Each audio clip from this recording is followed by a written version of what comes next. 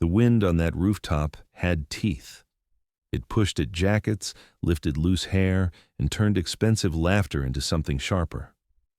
Marcus Thompson stood by the service door with a mop bucket and a bin bag in his hands, like the building itself had assigned him to be invisible. Victoria Blackwood did not even look at him properly. She stood beside a black helicopter that gleamed under the floodlights, a perfect machine on a perfect rooftop, with the city glittering behind her like it belonged to her. Her executives circled, smiling, holding champagne, phones already up, already recording, because humiliation travels faster when it has a signal. Victoria lifted the keys and tossed them, not to a pilot, not to a mechanic, but down at Marcus's shoes. The metal clinked against the concrete and spun in a small circle. Then she said it, loud enough for every phone to catch. "Fly this helicopter and I'll marry you." The men around her roared. Somebody slapped a shoulder. Somebody said, "You're hilarious." Somebody zoomed in. Marcus did not move for a moment, not because he was shocked, because his eyes had gone to the helicopter the way a person looks at an old scar. He saw the rotor head, the tail boom, the stance of it, the way the lights hit the skin. He saw the kind of aircraft that made people feel powerful and the kind of aircraft that made trained people feel cautious. He bent down, picked up the keys, and placed them back into Victoria's hand without meeting her eyes. "No, ma'am," he said softly. Victoria's smile sharpened. "A janitor with standards," she said, like it was a joke. Phones stayed up. The laughter lasted longer than it should have. Marcus turned back to his bucket. He heard someone behind him whisper. He didn't even flinch. And he heard another voice, quieter, tense. "Keep him away from the hangar." Marcus kept walking as if he had not heard a thing, but inside him, something shifted. Not anger, attention, because people who are excited do not whisper like that. People who are afraid do. If you're watching right now, tell me where you're watching from in the comments. And if you're here for stories with dignity, fairness, and real accountability, tap like, subscribe, and let's get into it. Marcus worked nights because nights were quieter. Nights did not ask questions. Nights did not watch you the way day shift people watch a man with tired eyes and a slow walk, as if he is one mistake away from being thrown away. The Blackwood Aerospace Tower ran 24 hours, but the power lived on the top floors. Down below, in the service corridors, the building had a different language. It spoke in buzzing lights, humming vents, and doors that opened only for certain badges. Marcus's badge opened to almost nothing. He cleaned the edges of a world that never thanked him. A few people nodded at him politely. Most did not. Victoria never did.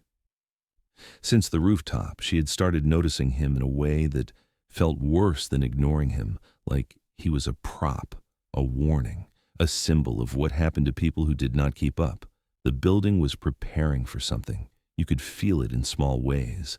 Extra security checks, extra deliveries, executive assistants walking fast with folders pressed to their chests, the CFO, David Sterling, appearing everywhere with a tight smile that did not reach his eyes, and one phrase sliding through corridors like a secret. The 15th. Marcus heard it in the copy room, 2 men in suits whispering while the printer churned. "We close on the 15th. She flies on the 15th. No delays. The 15th is non-negotiable. Non-negotiable, not excited. Fearful." Marcus kept his head down and wiped a fingerprint off the lift panel. He listened. Not because he wanted to, because once you have learned how to listen for danger, your body does it on its own. In the early hours, he was polishing the glass outside the executive conference room when he saw something that did not belong there. A maintenance log, left open on a side table under a folder marked with a generic label. To anyone else, it was numbers, rows, dates, engine cycles. To Marcus, it was a scream. The flight hours log did not match the engine runtime. The pattern was wrong. The spacing was wrong. It looked like someone had tried to make it look normal, like someone who did not understand what normal actually looked like. He did not touch it. He did not photograph it. Not yet. He just stared long enough to memorize the shape of the lie, then closed the book gently and placed it back exactly where it had been. As he turned away, he caught the faintest scent, a metallic smell, sharp, oily, like a memory. He walked to the bins by the hangar access door and saw a smear on the floor near the threshold, a thin red stain, almost hidden against the dark concrete. It looked like someone had wiped it quickly and missed a spot. Marcus crouched, just for a second, and rubbed a finger lightly across it. Hydraulic fluid could look like that when it mixed with something else. He wiped his hand on a rag and stood up. His heart stayed calm. But his mind began to build a picture. It did not make sense yet. It was just pieces. And pieces are dangerous because the moment they connect, you cannot pretend you never saw anything. 2 nights later, Victoria humiliated him again, this time inside the building. In the lobby, under lights bright enough to make everyone look clean and expensive, she stopped by the marble floor Marcus had just finished polishing. She held a coffee cup like it was an extension of her authority. A manager beside her laughed at something she said. Then Victoria looked down at Marcus and said loudly, "Do you see this shine?" Marcus did not answer. She tilted the cup and poured coffee onto the floor, a dark splash across the polished stone. A few people gasped, then laughter. Victoria's eyes flicked to the phones that appeared like magic. She lowered her voice, but not enough. "Kneel," she said. "Scrub it. Let them see what standards look like." Marcus stood still for a beat. Not because he was disobeying, because he was deciding what it cost to keep his job. Then he knelt. Slowly. On the cold stone, he took out a cloth and began to wipe. His hands moved steadily. His face stayed unreadable. Phones captured the image that people would share later with captions like he deserved it. Behind him, David Sterling walked past, speaking into his phone, his voice strained and low. Marcus heard him because David did not know how to whisper properly. "The hydraulics will fail at altitude," David said. "Make it look natural. She has to be in the air, on the 15th. Do you understand me?" Marcus's cloth paused for half a second. Nobody noticed. Nobody noticed because nobody was looking at his face. They were looking at a man kneeling, and that was the only story they thought mattered. David kept walking. "Fine," David muttered into the phone. "I don't care what you have to do, just make sure it's clean." Clean. Marcus resumed wiping. His hands did not shake, but inside him, the pieces locked. This was not office gossip. This was a plan to kill the CEO and hide it inside a machine that would take the blame. Marcus finished cleaning, stood up, and carried his bucket away like nothing had happened. His body moved through the corridors with the calm of a man who had learned that panic gets you killed. He did not go to his locker. He did not go home.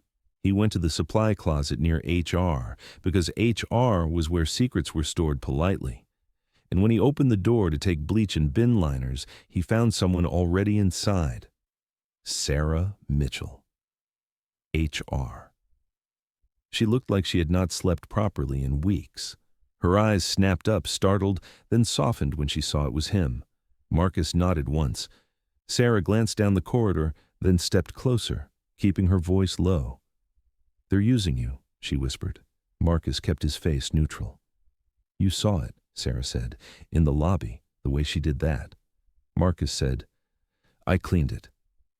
Sarah swallowed, like she wanted to say something else, something heavier. Then she did a small thing that did not match her job title.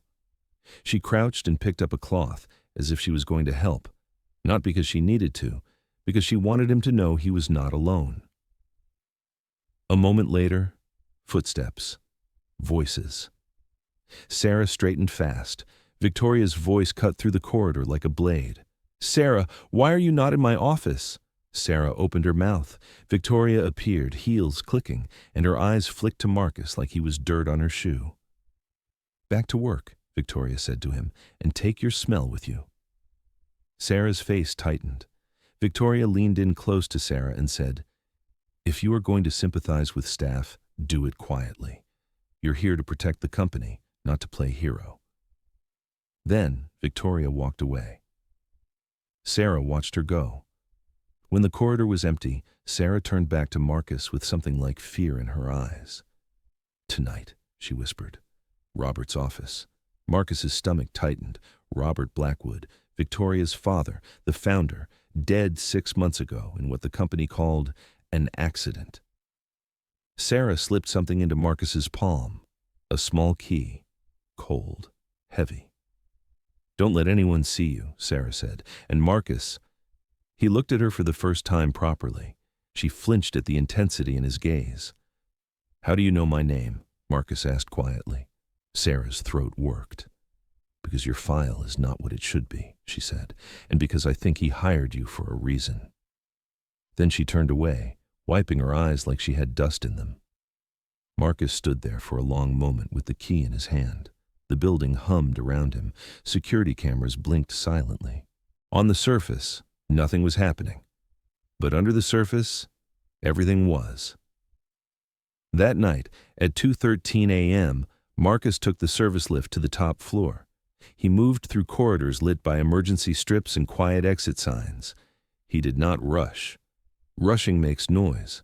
Noise makes questions. He reached the door to Robert Blackwood's office. It was a heavy door, wood and steel, the kind of door that told you the person inside did not expect to be interrupted. Marcus slid the key in. The lock clicked. He stepped inside and closed the door behind him. The office smelled like old leather and expensive wood polish. A man's office. A man who built power, then left his daughter to inherit it. Marcus turned on a small desk lamp and kept the light low. He scanned the room. Bookshelves, awards, photographs turned face down, as if someone had been angry enough to hide their memories. A safe in the corner, disguised behind a painting. Marcus did not go straight to the safe. He went to the desk first. He opened drawers carefully, not disturbing dust patterns. He found nothing until he reached the bottom drawer and felt a false panel. His fingers pressed along the wood until it gave slightly. He lifted. Inside, wrapped in oilcloth, was a thin black folder. And inside that folder, a letter, sealed. Not addressed to Victoria, addressed to whoever sees what is coming. Marcus's breath slowed. He opened the folder further. There was an insurance policy. A very specific policy. It paid out if Victoria died in an aviation accident. The date on the policy was before Robert Blackwood died. Marcus stared at the paper until the meaning sank into his bones. Robert knew. Robert suspected his own daughter would be targeted, or he suspected the company would be taken, or both. Marcus flipped through the folder. There were photos. David Sterling meeting a man in a car park. David shaking hands with someone whose face was half hidden by a cap. Text message screenshots printed out with threats that did not sound like corporate pressure. Then, a flash drive taped to the inside of the folder. And finally, a manual. A helicopter manual, hollowed out, hiding a challenge coin. A military coin. Marcus's fingers went cold as he picked it up. He had not held one in years. He turned it over. There it was, the emblem. Night Stalkers. The kind of unit people spoke about in half sentences. The kind of life you do not brag about because the cost of it is too heavy to turn into a story. Marcus sat slowly in the chair behind Robert Blackwood's desk. His chest tightened. Not fear. Memory. A desert night. A landing zone too small. A radio crackling. A call that came too late. A moment where one decision changed everything. He had left the military with a record that looked clean enough to the public, but ugly enough inside his head to keep him awake. He had not been discharged for bravery. He had been released into silence. He had taken a job where nobody asked what he used to be. A job where a uniform meant invisible instead of danger. Marcus stared at the coin, then at the folder, then at the sealed letter. Robert Blackwood had hired him, not by accident, on purpose. Marcus understood something then that made his stomach turn. If Robert hired him as protection, and Robert still ended up dead, then the people behind this did not miss. They planned. They waited. They closed in like a fist. Marcus looked at the calendar on Robert's desk. A simple paper calendar, untouched. The 15th was circled, not in pen, in a heavy red marker. Marcus listened to the building. No footsteps, no voices, just the hum of money and glass and secrets. He pocketed the coin, took the flash drive, and slid the folder back into its hiding place exactly as he found it. Then he left the office and locked the door behind him, leaving it looking undisturbed. Back in the service corridor, Marcus leaned against a wall and breathed once, deep. He was standing at the edge of a decision that had nothing to do with helicopters, a decision about whether a person who humiliates you deserves your protection. Karma is easy when it is someone else's problem. But Marcus had heard the call. He knew what was coming, and his conscience did not care about his pride. The next day, David Sterling looked worse. He wore his suit like armor, but his eyes had a hunted shine. In the corridor outside a boardroom, Marcus pushed a cleaning trolley past David and caught the sound of a whispered conversation. David's voice. Another voice, rough and impatient, through a phone speaker. "You don't want to be the one who fails," the voice said. "You want your kid to stay safe, right?" Marcus's grip tightened on the trolley handle. David's jaw clenched. "I'm doing what you said," David hissed. "Just give me time." "No," the voice snapped. "The 15th, no delays." David's eyes flicked up. For a second, they landed on Marcus. And for that second, Marcus saw it. Not pure evil, not a cartoon villain, a man trapped in a cage he built for himself. Fear. Then David looked away, as if Marcus was not even there. Marcus kept walking, but his mind filed the detail away. David had a child, and someone was using that. It did not excuse murder, but it explained why David's hands shook. That evening, Marcus went to Sarah's desk after most people had left. Sarah was packing up with the stiff movements of a person trying to look normal. Marcus stood at the edge of her space, quiet. Sarah jumped slightly when she noticed him, then glanced around quickly. "You went," she whispered. Marcus nodded once. Sarah swallowed. "Is it real?" she asked.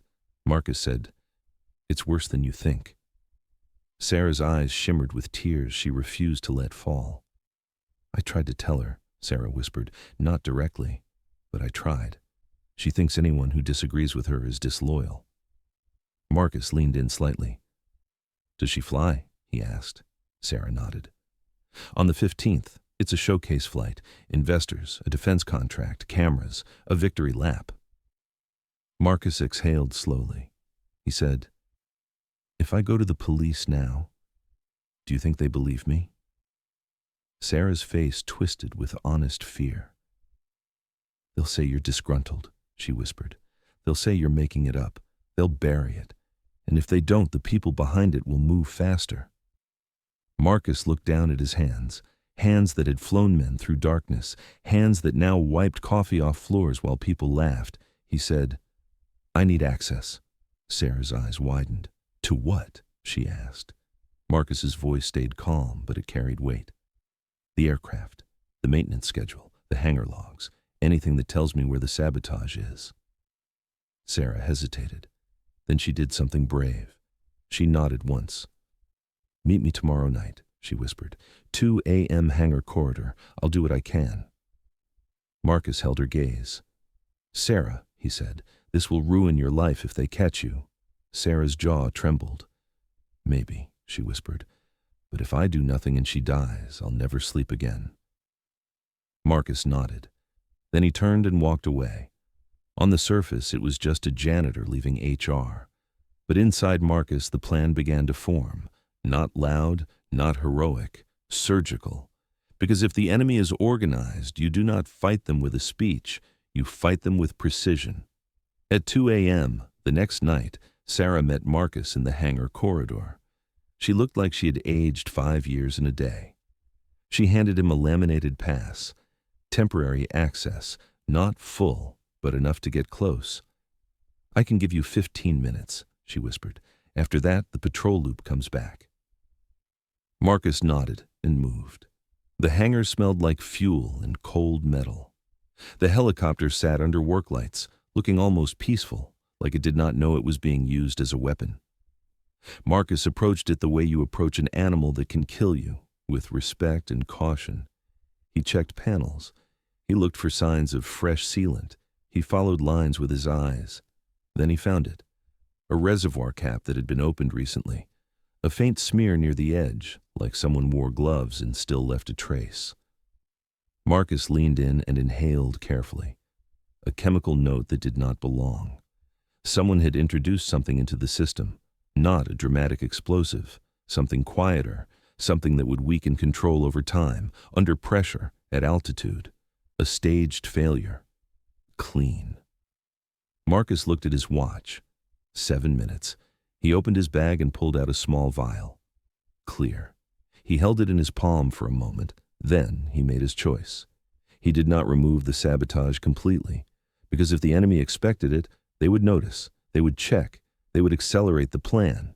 Instead, Marcus diluted it, just enough, so the failure would come lower, not at a height where there is no forgiveness, but at a height where procedures matter, where training matters, where someone can survive if they stop panicking and follow steps. Marcus sealed the cap carefully, wiped everything, restored it to exactly how it had been. Then he stepped back. Sarah was at the corridor entrance, watching him, breathing hard. Marcus walked to her, calm. "It'll fail," Marcus whispered, "but it won't kill her if she listens."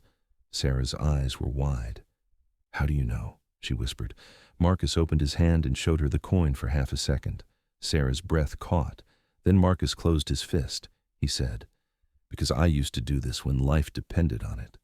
Sarah swallowed. "And will she listen?" she asked. Marcus looked past Sarah as if he could see the 15th already approaching. "She'll listen," he said quietly, "if she believes someone left the instructions for her." That was the next part, because Victoria Blackwood did not believe janitors.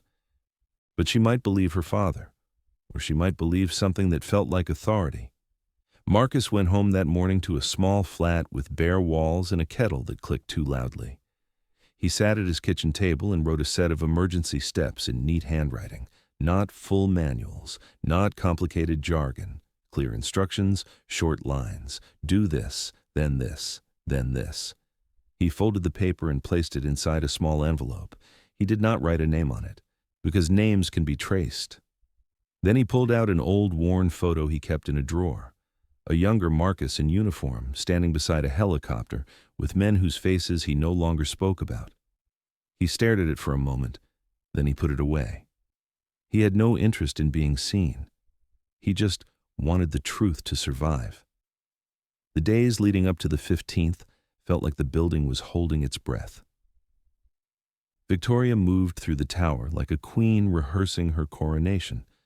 Her cruelty got sharper, as if she could sense eyes on her, and she wanted to remind everyone who had power. At a meeting on the executive floor, she stopped Marcus again as he carried a bin bag. She looked him up and down like she was assessing the worth of his existence. "You know what your problem is?" she said loudly, in front of assistants and managers. Marcus kept his face neutral. "You think silence makes you noble," Victoria said. "It doesn't. It makes you forgettable." A few people chuckled. Someone looked away, ashamed. Victoria smiled like shame was amusing. Marcus said nothing, because he had learned a long time ago that arguing with a person who loves humiliation only gives them a bigger stage. Victoria stepped closer, her voice low enough to feel personal. "You looked at my helicopter like you owned it," she whispered. "Remember your place." Marcus met her eyes briefly. His voice stayed soft. "My place is where I'm useful," he said. Victoria's smile faltered just for a second. Then she scoffed and walked away. Marcus kept walking, but inside him something hardened. Not hatred, resolve. Because the 15th was coming, and no amount of humiliation changed the fact that someone was planning a death. On the night before the 15th, Sarah sent Marcus a message from a burner phone, one line. "They're moving early, 9 a.m. wheels up." Marcus read it once, deleted it, and sat back. 9 a.m. meant cameras, press, the whole building watching, a public death, a public tragedy, A public payout. Marcus stood up, grabbed his bag, and went to the tower before dawn. He moved through the service entrance with a calm face. He passed security with his head down. A guard barely glanced at him. Invisible people are trusted because nobody believes they matter. Marcus went straight to the hangar corridor and waited. At 7:15 a.m., David Sterling appeared, walking quickly, speaking to someone on his phone. His tie was slightly loose. His skin looked gray. He ended the call and paused when he saw Marcus near the corridor. David's eyes narrowed. "You," David said, as if Marcus was a stain. Marcus said, "Morning." David's gaze flicked around. He stepped closer, lowering his voice. "What do you want?" he hissed. Marcus looked at David calmly. "I heard you," Marcus said. David's face tightened. "You didn't hear anything?" David snapped. Marcus tilted his head slightly. "I heard hydraulics," Marcus said quietly. "I heard altitude. I heard the 15th. David's eyes widened for a fraction, then hardened. He leaned in. "You don't know what you're talking about," David whispered, voice shaking. "And even if you did, you're nobody. Nobody listens to you." Marcus held his gaze. "That's why you're still alive," Marcus said softly. David's throat worked. "What did you do?" David whispered. Marcus did not answer directly. He said, "Who is making you do this?" David's eyes flashed with anger and fear. "You think I wanted this?" David whispered. "You think I'd throw my career away for fun?" Marcus's voice stayed level. "Then why?" David's mouth opened, then closed. His eyes went wet, quickly, like he hated himself for it. "They have my son," David whispered. "Not in their hands, not like that, but they can reach him. They showed me they can reach him. They said if I fail, my son pays." Marcus stared at David, a moment of human truth in the middle of betrayal. Marcus did not soften. He said, "And if you succeed, someone else's child grows up without a mother." David flinched as if struck. Then footsteps, voices. David stepped back fast, mask sliding back onto his face. He turned and walked away. But Marcus saw it. David was not the mastermind. David was the lever, and someone else had their hand on him. At 8:30 a.m., Victoria stepped onto the rooftop helipad again.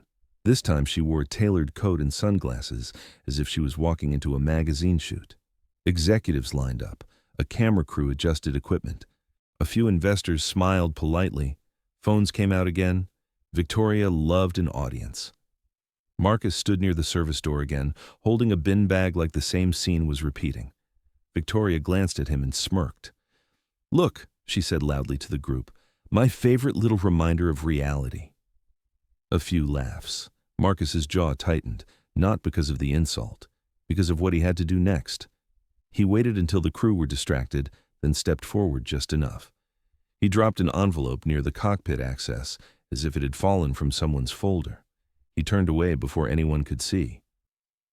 A minute later, Sarah approached the aircraft with a clipboard, hands shaking.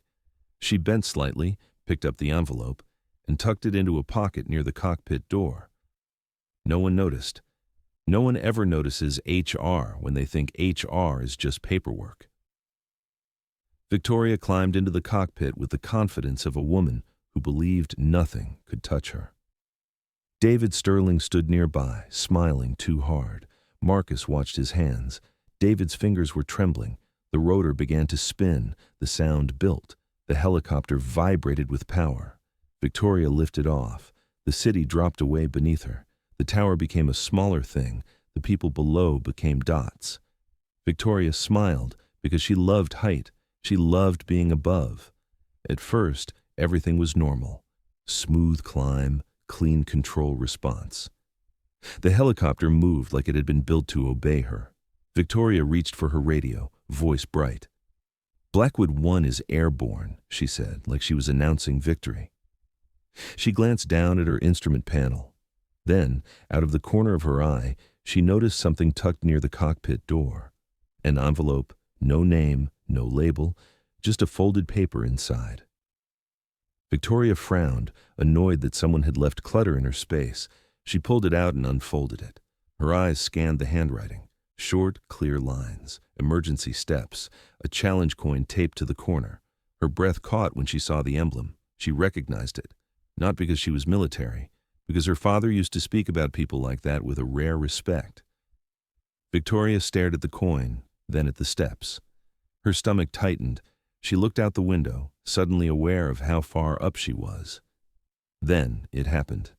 Not a dramatic explosion, not flames, a subtle stiffness in the controls like the helicopter had grown heavy. Victoria adjusted. The stiffness increased. Her smile faded. A warning light flickered. Then a second. The pressure gauge dipped. Victoria's mouth went dry. She tightened her grip. The helicopter began to feel less like a machine and more like a stubborn animal. Victoria's heart hammered. She spoke into the radio, but her voice betrayed her. "Ground, I'm seeing a pressure drop," she said. Static crackled.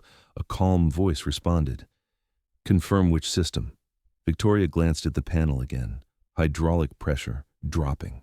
She felt sweat break under her collar. Panic started to rise, fast and hot. Then her eyes landed on the handwritten steps again. Simple, clear, like someone had written them for a person who was about to panic. Victoria swallowed hard. She forced herself to breathe in, then out. She followed the first instruction: reduce load, stabilize, do not fight the controls. She obeyed. The stiffness eased slightly. She followed the next line. Check alternate pressure. She switched. The gauge steadied, then dipped again. Victoria's breathing turned shallow. Her mind screamed, "You're going to die." Then she saw the last line at the bottom. "If you are reading this, someone wanted you dead. Listen now. Live now." Victoria's throat tightened. She did not know who wrote it, but she knew it was saving her. She followed the next instruction.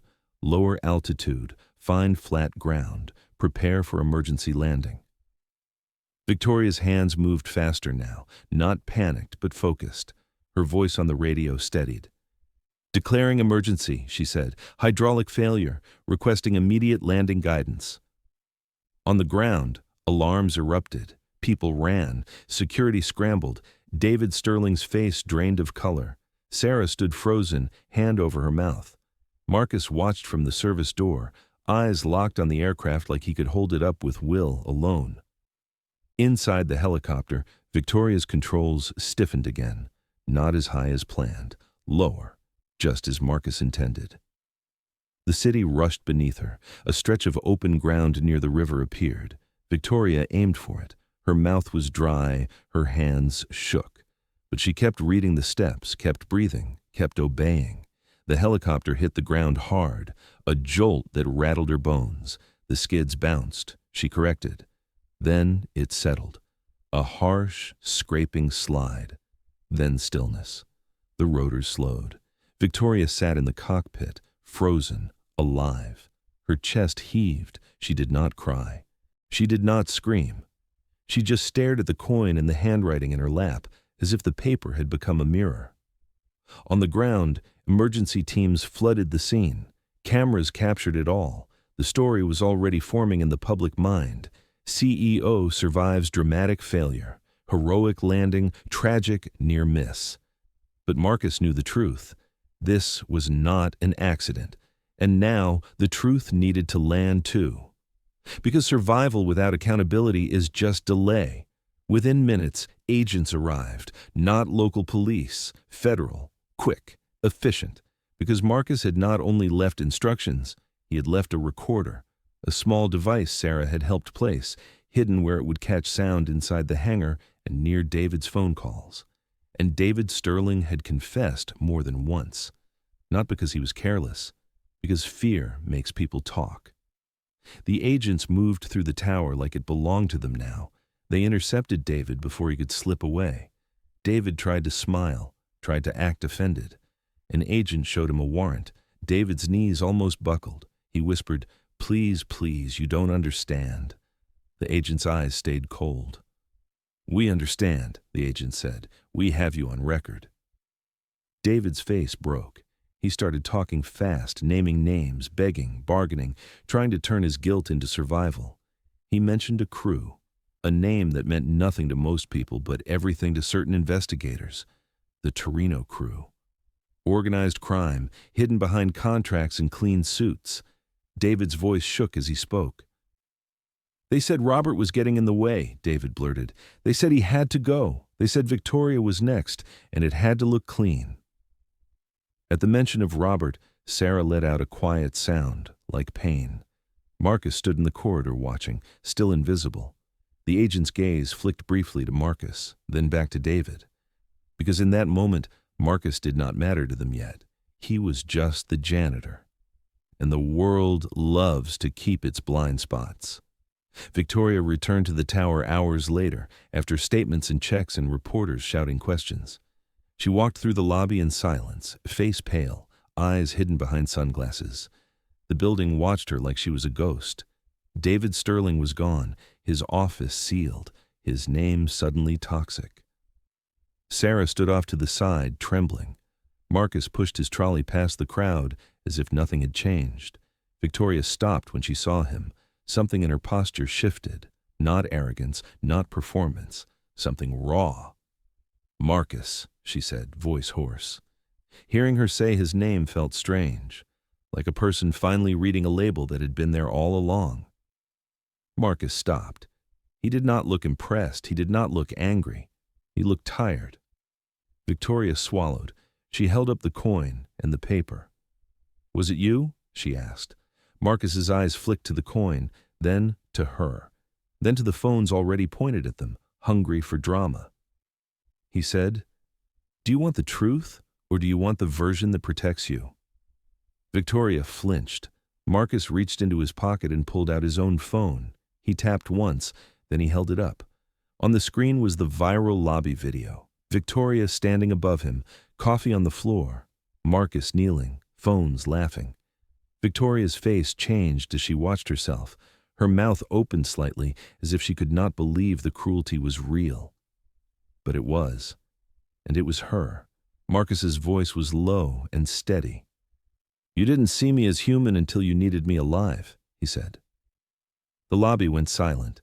Even the building seemed to hold its breath. Victoria's eyes filled, not with tears for herself, with something like shame. She looked around at the staff watching, people who had been invisible to her, people who had been carrying her world without being thanked. Victoria's voice shook. I didn't know," she whispered, and it sounded pathetic even to her. Marcus's expression did not soften. "You knew," he said. "You just didn't care." Victoria's shoulders sagged, her voice cracked. "My father," she whispered. He knew." Marcus said nothing. Victoria looked at Sarah. Sarah stepped forward, hands shaking, holding a sealed letter. "I found it," Sarah whispered. "In Robert's private file. He left it. For this moment." Victoria took the letter like it weighed 1,000 pounds. She opened it with trembling fingers. Her eyes scanned the words, her face crumpled, because inside that letter her father had told her the truth. That power makes you cruel if you do not fight it, that people around her would use her arrogance as a weapon against her, that she needed to learn humility, not for image, but for survival. And at the bottom, one line that hit like a verdict. "He is not here to serve you. He is here to save what you refuse to see." Victoria lowered the letter. Her lips trembled. She looked at Marcus again. "Why?" she whispered. "Why did you save me?" Marcus exhaled slowly. "Because I'm not like you," he said. That line landed in the lobby like a slap. Victoria's chin quivered. She stepped forward as if to kneel, to apologize, to perform remorse the way she had performed power. Marcus lifted a hand. "Don't," he said calmly. Victoria froze. Marcus's voice stayed quiet but firm. "Kneeling doesn't fix anything," he said. "Change does." Victoria stood there, swallowing hard. Then she turned toward the crowd, toward cameras, toward the staff who had watched her humiliate people for months. Her voice shook at first, then steadied. "I have treated people in this building like objects," she said, "like props, like they exist to be used." Murmurs. People shifted. Victoria's throat worked. I did it because I thought power meant I could, she continued, and I was wrong. A pause. Then she said the words that mattered more than apology. Effective immediately, we are changing how this company treats its people. She turned to her assistant.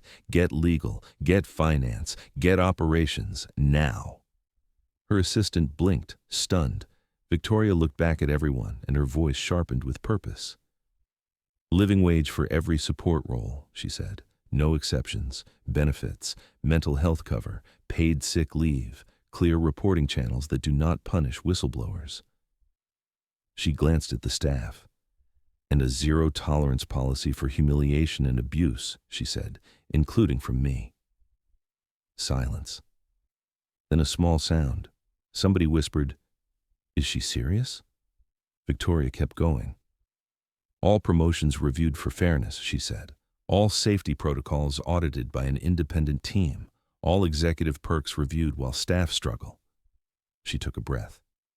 And if anyone here has been threatened into silence, she said, eyes flicking briefly toward Sarah, you will be protected. Marcus watched her. He did not clap. He did not smile. Because words are easy when cameras are hot, but policies, protections, and pay are harder. That was the difference between performance and accountability. As the crowd slowly began to move, buzzing with shock, Marcus stepped back, ready to disappear again. Victoria reached out. "Marcus," she said, voice softer now. "Please." Marcus paused. He looked at her. "What?" he asked. Victoria's eyes searched his face. "I want you to stay," she whispered. "Not as a janitor, not as what I made you. I want you to help me fix this. You saved my life." Marcus's voice stayed calm. "I didn't save your life because I wanted a job title," he said. Victoria swallowed. "Then tell me what you want," she whispered. Marcus looked at the building, at the people, at the world that had been built on invisible labor. He said, "I want you to mean it." Victoria nodded quickly. "I do," she said, desperate. Marcus's eyes stayed steady. "Then prove it when the cameras leave," he said. Victoria flinched at the truth. Then she nodded again, slower, like she understood the real test had just begun. Marcus turned to leave. Victoria stepped after him. "Wait," she said. Marcus stopped. Victoria's voice dropped to a whisper. "They said it was David," she said. "But you said he was a lever. Who's the hand?" Marcus looked at her. "I don't know yet," he said truthfully. "But I know this." He leaned in slightly. "Someone high enough to hide inside the system," he said. "Someone who expected you to die." Victoria's face tightened. Marcus continued. "And in your father's files," he said. "One page is missing." Victoria's breath caught. Marcus stepped back. "That's your part too," he said quietly, more to himself than to her. Then he walked away. If you've ever been judged by your job, your uniform, your postcode, your skin, or your silence, drop a comment with the word "seen." Because I want to know how many of us have lived in a world where people only notice your humanity when they need something from you. The days after the crash felt strange. The tower was still the tower, glass, steel, money. But something had cracked, not the building, the illusion. People who used to walk past Marcus now paused. Some said, "Thank you." Some said, "I'm sorry." Some said nothing, but their eyes carried respect they had never offered before. Victoria moved differently now, quieter, less performative. She held meetings that included staff who had never been invited before. She listened more than she spoke. Sometimes she looked like she was fighting herself, because humility is not a switch, it is a battle. David Sterling's arrest hit the news. So did the organized crime angle. Contracts frozen, investigations launched. The tower swarmed with auditors and agents. Sarah sat in a small office with a cup of tea she kept forgetting to drink, answering questions with a steady voice that shook only when she was alone. Marcus stayed in the background, as he always had. But one morning, he was called to the executive floor. Not by a manager, by Victoria. Her office looked different now, less like a throne room, more like a workplace. She had removed the big framed photo of herself and replaced it with a plain notice board covered in policy drafts and employee feedback. Marcus stood by the door, calm. Victoria looked up from her desk. She did not smile. Not the old way. She looked tired. Human. "I meant what I said," she told him. "The wages are changing. The benefits are approved. The reporting lines are being rebuilt." Marcus studied her. "And when your board fights you?" he asked. Victoria's jaw tightened. "Then they can fight," she said. "And if they win, they can explain to the world why they want staff to stay invisible." Marcus nodded once. Victoria hesitated. Then she slid a folder across the desk. Inside was an offer. Not a title designed to flatter, a role designed to matter. Flight safety, training, threat detection, a job that matched what Marcus was. Victoria's voice lowered. "My father hired you," she said. "He trusted you more than he trusted the people around him." "I understand that now." Marcus looked down at the folder. He did not touch it yet. He said, "Your father still died." Victoria's eyes filled. "I know," she whispered. "And I think it broke something in me that I hid behind cruelty." Marcus held her gaze.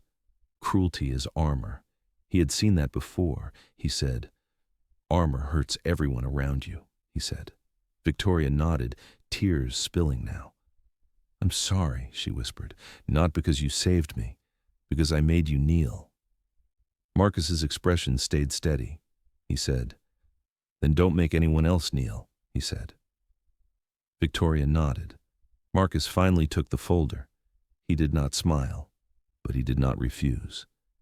Because he understood something too.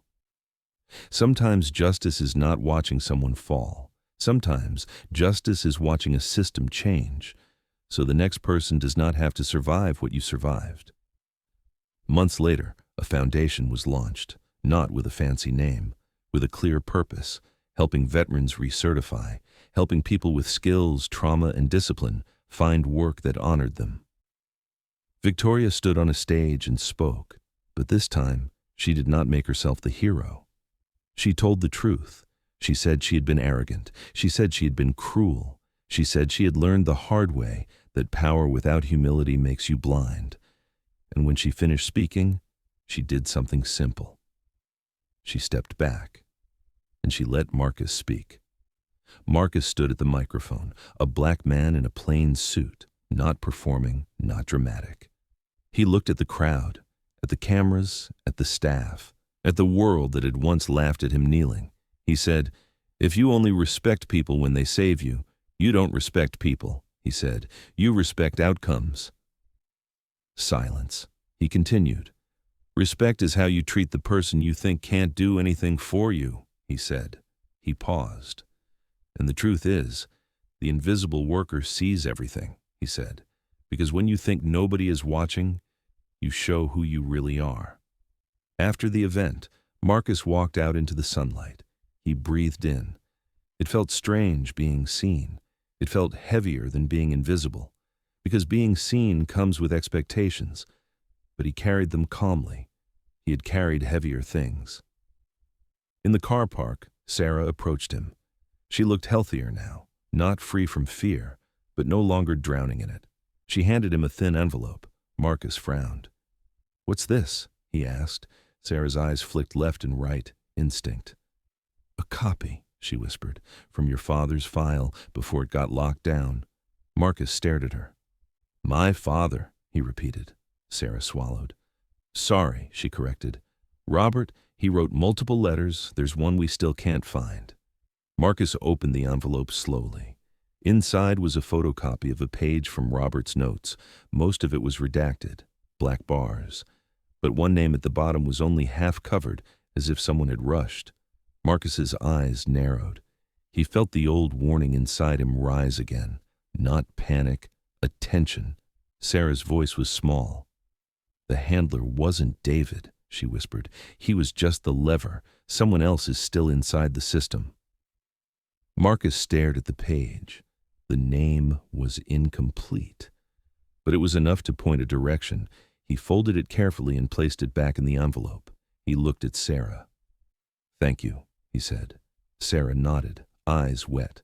Marcus looked out at the street.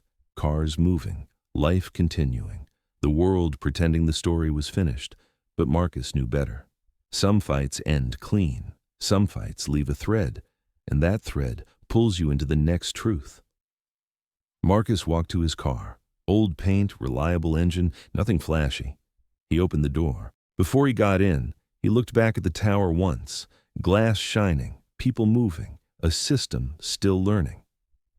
He whispered, not for anyone else, but for himself. "I see it now," he said. Then he got in and drove away. Because his life was no longer about surviving humiliation. It was about building a world where humiliation didn't get to be entertainment. And if there's one takeaway from this story, it's this. Power can make people blind. Humiliation is a character test, not a joke. And the person you keep treating like they're nothing might be the only one who sees what's coming. So before you judge someone by uniform, title, or role, ask yourself, would you still respect them if you never needed them? If this story hit you, comment dignity. And if you want part 2, comment the name. Like and subscribe for more stories where the invisible gets seen, the truth comes out, and accountability is real.